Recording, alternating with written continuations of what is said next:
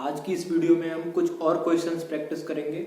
ये जो हमारी वीडियो है ये हमारी क्लास 9th के आर डी शर्मा के चैप्टर नंबर 2 जिसका नाम है एक्सपोनेंट्स ऑफ रियल नंबर्स से ही रिलेटेड है। इस वीडियो में हम जो है रेशनल पावर्स, जैसे कि मैंने आपसे बोला था एक्सपोनेंट जो पावर होती है, एक्सपोनेंट जो होती है उसको हमने दो कैटेगरी में डिवाइड किया है। एक आपका होता है इंटीग्रल पावर और एक आपका होता है रेशनल पावर। इंटीग्रल पावर मतलब जैसे कि 2 का पावर 3, 2 का पावर -3, तो इन पावर को हम क्या बोलते हैं? Integral power. जैसे कि मैंने यहाँ पे लिखा 2 की पावर 3 या 4 का पावर -2, तो ये these are the integral powers. 3 and -2 are integral power. But हम उन पावर्स को कैसे सॉल्व करेंगे? जैसे कि 2 की पावर 1/2 हुआ 1/2, तो ये these are the rational powers. तो इन सबको तो आपने 8th क्लास तक अच्छे से पढ़ा है।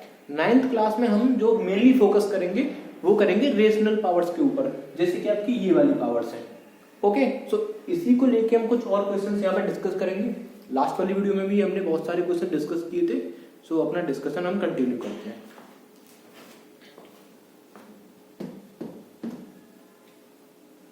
सबसे पहला क्वेश्चन क्या कह रहा है? सबसे पहले क्वेश्चन में हम क्या निकालना है? √4 का पावर -3। तो इसको हम कैसे लिख सकते हैं? देखो, √4 का पावर जो -3 है इसको हमें सिंप्लीफाई करना है। तो इसको हम कैसे लिखेंगे?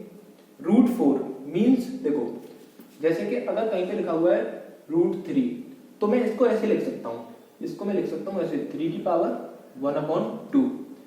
ये जो रूट होता है इसको क्या बोलते हैं? 1/2। तो √3 को मैं कैसे लिख सकता हूँ? 3 की पावर 1/2। तो वैसे ही अगर मैं यहाँ पे देखूँ √4 को मैं कैसे लिख सकता हूँ? 4 का पावर 1/2।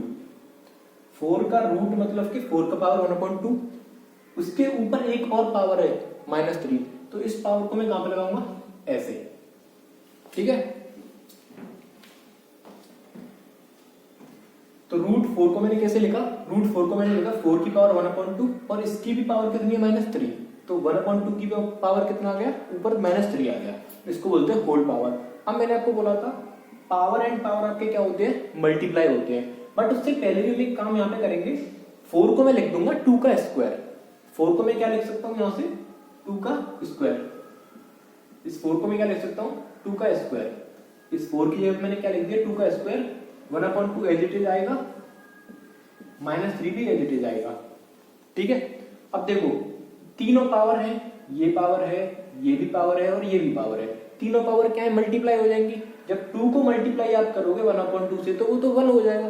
तो दिस इज नथिंग बट 2 का power 1 and -3, this is nothing but 2 का पावर -3। अब माइनस पावर है तो इसको मुझे क्या करना पड़ेगा? पॉजिटिव बनाना है। तो -3 को मैं ऐसे लिख सकता हूँ 2 की पावर 3। जब 2 की पावर -3 लिख रहा है तो इसको मैं कैसे लिख सकता हूँ? 1/2 की पावर 3। 1/2 की पावर 3 कितना होता है? 1/8। सो इसको अगर सॉल्व करोगे आप तो आंसर कितना आएगा? 1/8। ये समझ में आया? आप इसका स्क्रीनशॉट ले लो या इसको वीडियो को पॉज करके इसको नोट कर लो। मैं इसको हटाने जा रहा हूँ, ठीक है। तो 1/8 आपका इसका आंसर आ गया, ठीक है। ओके, दूसरा क्वेश्चन क्या कर रहा है? दूसरा क्वेश्चन एज इट इज है बट थोड़ा सा यहाँ पे ये इनटू करना पड़ेगा आपको। इसको और इसको सॉल्व करने के बाद आपको क्या करना पड़ेगा? इनटू करना पड़ेगा। तो इसको मैं यहाँ से हटा देता हूँ। फिर से देखो हम थोड़ा सा फास्ट करेंगे। तो 5 की पावर कितना हो गया आपका? 1/2। 5 की पावर 1/2 एंड होल पावर कितना है? -3। देखो इन दोनों के बीच में किसका साइन है? इनटू का। 2 की पावर कितना हो जाएगा? 1/2 और होल पावर में कितना है? -3, ठीक है। बट मैंने आपसे एक बात बोली थी, देखो -3 और -3 पावर दोनों कैसी हैं? सेम पावर है। तो मैं इसको कैसे लिख सकता हूँ? बट इससे भी पहले मैं इसको थोड़ा सा और सॉल्व कर लेता हूँ। तो 5 की पावर ये कितना हो जाएगा? -3/2 एंड दिस इज 2 की पावर भी कितना हो जाएगा? -3/2। पावर को मैंने क्या कर दिया? मल्टीप्लाई कर दिया। अब मैंने आपसे एक फॉर्मूला बताया था, अगर कहीं पर भी a × b की पावर m लिख रहा है तो आप इसको ऐसे लिख सकते हो, a की पावर m, b की पावर m। मतलब इस m को इसके भी ऊपर ले आओ और इस m को इसके भी ऊपर ले आओ। तो देखो ये इसको a मानो, इसको b मानो। देखो ये m हो गया कि नहीं? देखो a, b और ये क्या हो गया आपका m।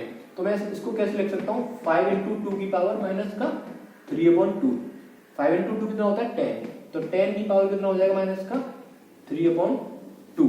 अब ये पावर नेगेटिव है, मैं इसको क्या बनाऊंगा, पॉजिटिव बनाऊंगा। तो ये कैसे हो जाएगा, 1/10⁻³ ठीक है। तो इसको इतना हम सॉल्व कर सकते हैं। इसका स्क्रीनशॉट लो, मैं इसको मिटाता हूं यहां से।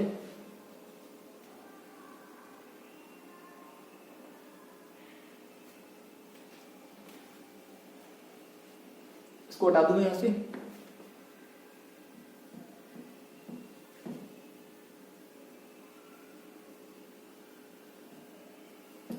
अब देखो नेक्स्ट क्वेश्चन क्या करना है।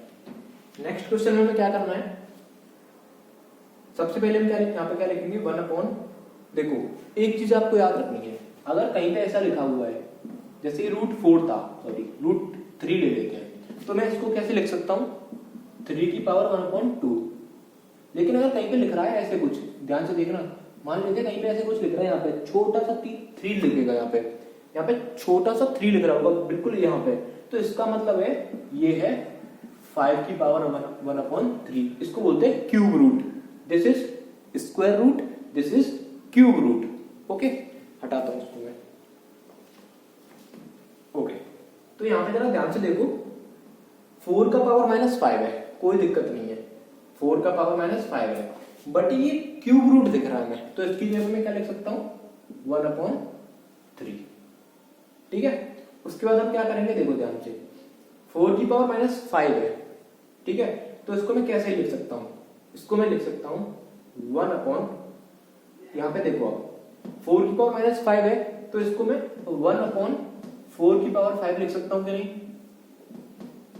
इसको मैं 1/4 की पावर 5, क्योंकि देखो ये क्या है, नेगेटिव पावर है, जब नेगेटिव पावर है ये, तो इसको मैं 1/, करके पॉजिटिव बना लूंगा, कोई प्रॉब्लम नहीं है। ठीक है, तो 4 की पावर 5 आपका कितना होता है, उसको हम बाद में कैलकुलेट कर लेंगे। अब हम इसको क्या कर सकते हैं, देखो 1/4 की पावर 1/3 का मल्टीप्लाई या 5 से करो तो कितना हो जाएगा, 5/3। अब ये जो नीचे रहता है ये सबसे ऊपर आ जाएगा, यहाँ पे आ जाएगा कि नहीं, तो 4 की पावर कितना हो जाएगा, 5/3 ऊपर पहुंच गया। ठीक है, सिंपल।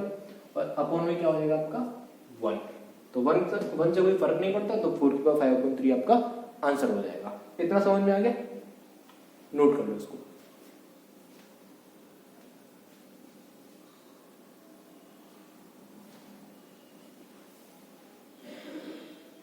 कर लिया नोट, हटा दूं,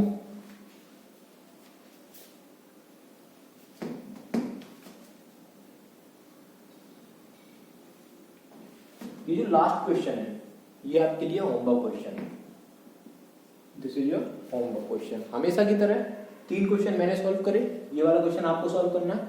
इसको ध्यान से देखना, ये 3 मतलब यहाँ पे क्यूब रूट है। ठीक है, इसको बाकी को आपको सॉल्व करना है और कमेंट करना है।